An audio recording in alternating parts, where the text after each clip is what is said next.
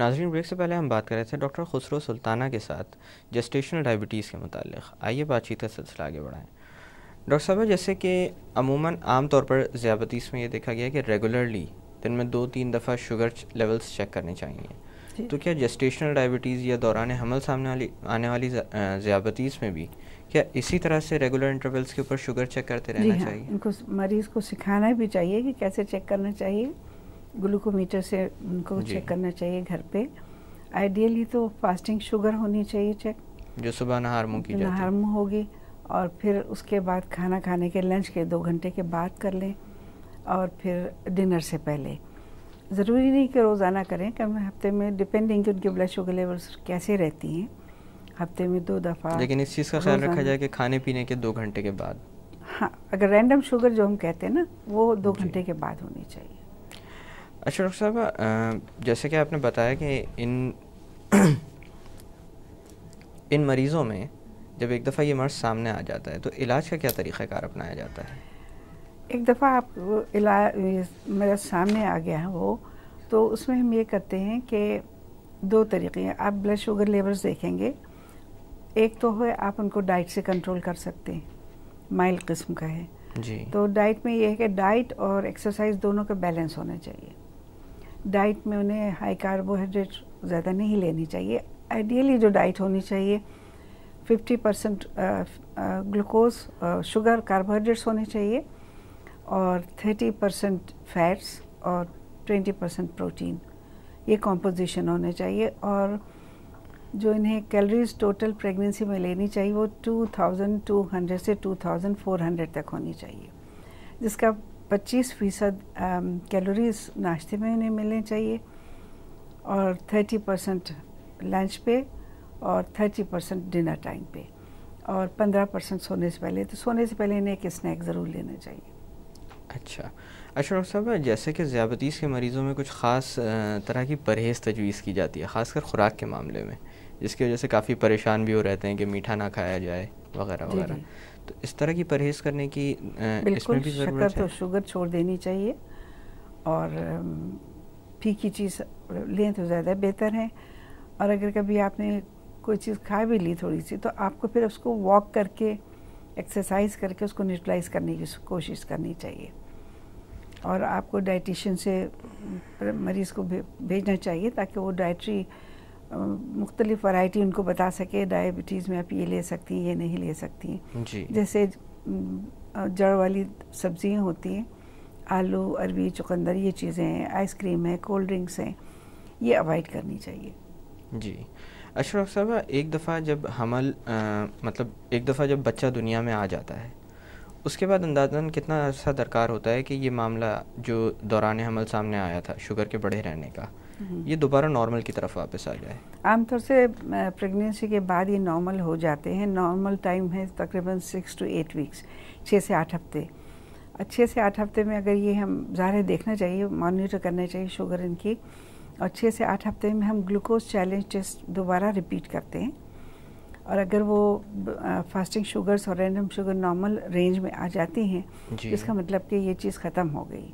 लेकिन ये नहीं कह सकते कि अंदर प्रेगनेंसी में ये चीज़ नहीं होगी, ये हो सकती है, टेंडेंसी होती है। यानी दोबारा प्रेगनेंसी होगी तो दोबारा ये तो इन्हें इस दौरान में वेट, डाइट का अपने ख्याल रखना चाहिए, और साल में एक आध दफ़ा शुगर अपनी चेक कराती रहनी चाहिए, चैलेंज टेस्ट करा के। अच्छा डॉक्टर साहब, जैसे कि आपने ख़ुद भी फरमाया था कि एक्सरसाइज एक अहम किरदार अदा करता है कि इंसान अपनी शुगर को ख़ुद कंट्रोल कर सके, ये जो खाता है उसको बर्न आउट कर सके।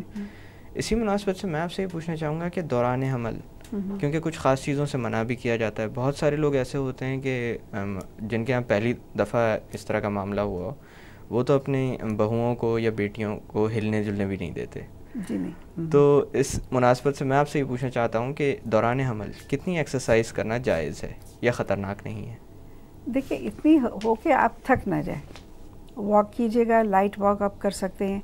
आप भाग रहे हैं, दौड़ रहे हैं, ऊपर नीचे सीढ़ियाँ उतर रहे हैं, चढ़ रहे हैं, दिस इज़ एक आध दफ़ा तो ठीक है, लेकिन बार बार आप इस बात को कर रहे हैं, वेट लिफ्टिंग कर रहे हैं, वो ज़्यादा मुनासिब नहीं है। लेकिन मॉडरेट एक्सरसाइज उठाने से परहेज़ करना चाहिए। सीढ़ियों पे बहुत ज़्यादा भाग दौड़ नहीं करना चाहिए, लेकिन वॉक कर सकती हैं, घर की नॉर्मल एक्टिविटीज़ कैरी आउट कर सकती हैं, और कम से कम आधा घंटा तो वॉक कर लें तो उनके लिए ज़्यादा मुनासिब है।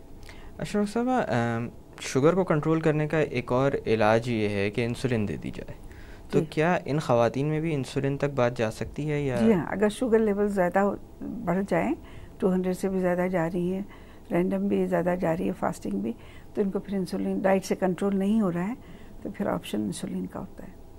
अच्छा, इसी तरह से वो दवाएं जो कि शुगर को कंट्रोल करने के लिए इस्तेमाल की जाती हैं, शुगर को कम करने के लिए, या इवन इंसुलिन भी, उसके साथ अक्सर व बेशतर एक पेचीदगी सामने आ जाती है जिसको कहते हैं हाइपोग्लाइसीमिया। जी। तो क्या ये मामला भी सामने आ सकता है दौरान हमल या जो ज़्यादतीस है उसके इलाज में? हाँ, बिल्कुल आ सकता है। अगर बहुत स्ट्रिक्ट कंट्रोल शुगर्स का रहा हो तो उसमें कभी इंसिडेंट ये हो सकता है कि हाइपोग्लाइसेमिक हो जाए। और क्या ये किसी लापरवाही की वजह से? लापरवाही है, खाना नहीं खा रहे हैं या वॉमिटिंग है, डायरिया है, दवा आप ले रहे हैं, तो हाइपोग्लाइसीमिया डेवलप हो सकता है। अच्छा, और ये हाइपोग्लाइसीमिया किस तरह की अलामात के साथ अमूमन सामने आता है?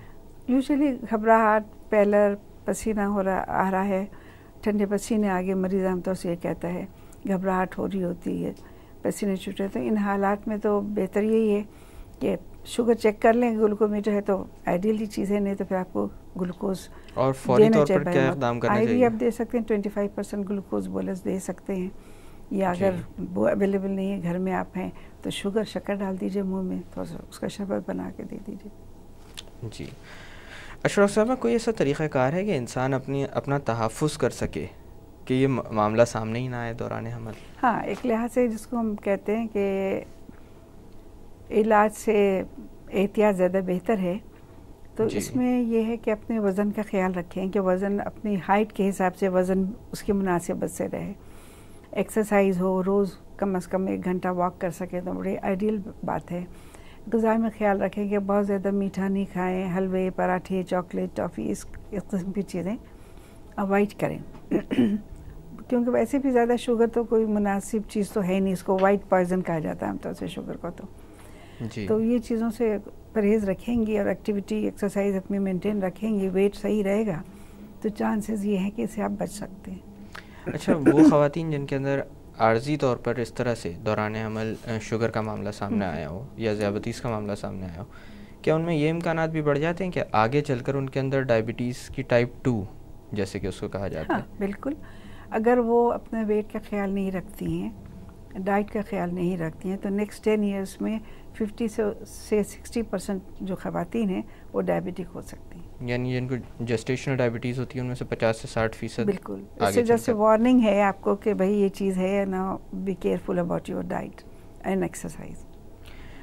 अच्छा डॉक्टर साहब, जैसे कि आज के दौर में कुछ चीज़ें तब्दील होती जा रही हैं, बहुत सारी बीमारियों की शरह में बहुत तेज़ी से इजाफा भी होता जा रहा है, तो क्या इसके मामले में भी ये मोटापे के बारे में कहा यह जाता है कि अब बच्चों में भी नज़र आने लगा है? जी बिल्कुल।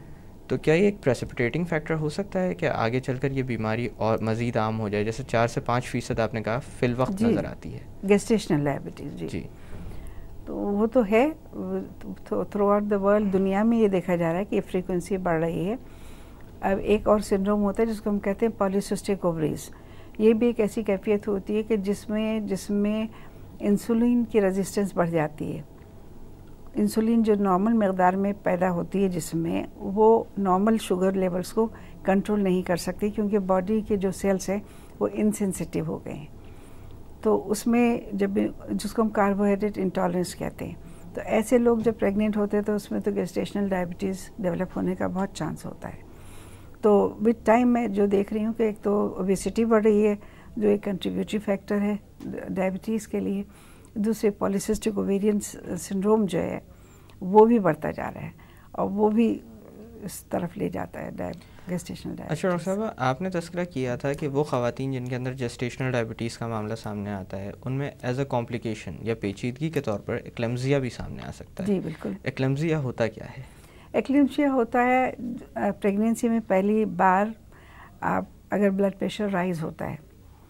एक्चुअली आमतौर से प्रेगनेंसी में होता है कि फर्स्ट ट्राइमेस्टर में ब्लड प्रेशर राइज, बल्कि नॉर्मल भी जो होता है वो कम आता है। सेकेंड ट्राइमेस्टर में आपको ब्लड प्रेशर ग्रेजुअली राइज होता है, लेकिन अब नॉर्मल लेवल में चला जाए, जैसे नीचे का 90 हो जाए, ऊपर का 40 हो जाए, जैसे बॉर्डर लाइन PIH। उससे ज़्यादा बढ़ते गया तो फिर सीवियर भी हो जाती है। और टू द एक्सटेंट इतनी भी ज़्यादा हो सकती है कि आपको एंटी हाइपरटेंसिव भी देना पड़ सकता है, और अगर इसको कंट्रोल ना किया जाए तो ये एक और कॉम्प्लिकेशन डेवलप हो सकती है जिसको हम कहते हैं एक्लेम्पसिया, जिसमें फिट्स पड़ जाते हैं। आपने सुना होगा कि प्रेगनेंसी में दौरे पड़ गए, खातून बेहोश हो गई, तो ये कॉम्प्लिकेशन हो सकती है। अच्छा डॉक्टर साहब, दौरान प्रेगनेंसी या हमल के दौरान कितना मुतवातिर एक माँ को डॉक्टर से रुजू करते रहना चाहिए ताकि इस किस्म के मामलात बर वक्त सामने आ जाएं? देखिए, पहले तो विज़िट होनी चाहिए फर्स्ट ट्राइमेस्टर में, फर्स्ट 3 मंथ्स में एक दफ़ा डॉक्टर के पास जाएं ताकि बेसिक स्क्रीनिंग हो जाए। बेसिक स्क्रीन में ब्लड शुगर है, हीमोग्लोबिन है, यूरिन है, ब्लड ग्रुप है, वायरल स्क्रीनिंग है, हेपेटाइटिस बी, सी, रूबेला स्क्रीनिंग है, ये सब बेसिक, और अल्ट्रासाउंड हो जाए गेस्टेशनल एज को डिटरमिन करने के लिए। तो एक विज़िट तो कम से कम पहले 3 मंथ्स में हो जाने चाहिए। फिर एटलीस्ट 20 वीक्स पे एक ज़रूर अल्ट्रासाउंड होना चाहिए कि बच्चे में कोई फीटल एनॉमली, कोई एबनॉर्मेलिटी तो नहीं डेवलप हो रही एबनॉर्मेलिटी, और उसके लिए 18 to 20 वीक्स आइडियल टाइम है जब आप अल्ट्रासाउंड करवा सकते हैं। और जिनमें अगर गेस्टेशनल डायबिटीज़ है तो उसमें तो चांसेस बढ़ जाते हैं, और उसमें तो आपको बेहतर होता है कि आप मदर सीरम का अल्फ़ा फीटोप्रोटीन भी करा लें, क्योंकि इनमें न्यूरल ट्यूब डिफेक्ट्स का ज़्यादा रिस्क होता है, कंजेनिटल एनॉमली का रिस्क ज़्यादा होता है ऐसे लोगों में। तो ultrasound at 18 to 20 weeks an ideal time, तो एक कम से कम सेकेंड ट्राइमेस्टर में हो जाए। आइडियली तो एवरी मंथ इनकी विज़िट होनी चाहिए टिल 28 वीक्स, जो 7 मंथ हम कहते हैं। 7 मंथ से आगे हर 2 हफ्ते के बाद दिखाना चाहिए, जब तक कि प्रेगनेंसी सही चल रही हो। अगर कोई उलझन हो तो उन्हें हफ्ते में 1 दफ़ा भी देखने की ज़रूरत पड़ सकती है, 2 दफ़ा भी ज़रूरत पड़ सकती है। तो आइडियली रूटीन तो 2 हफ्ते में 1 दफ़ा 36 वीक्स तक। जब 36 वीक्स हो जाए तो फिर हर हफ्ता दिखाना चाहिए। डॉक्टर साहब, यहाँ पे थोड़ी देर के लिए बातों का सिलसिला रोकते हैं। नाज़रीन, वक्त हुआ एक छोटी सी कमर्शियल ब्रेक का। ब्रेक से वापस आकर जेस्टेशनल डायबिटीज़ के मुतालिक मज़ीद बात की जाएगी। Keep watching the health show.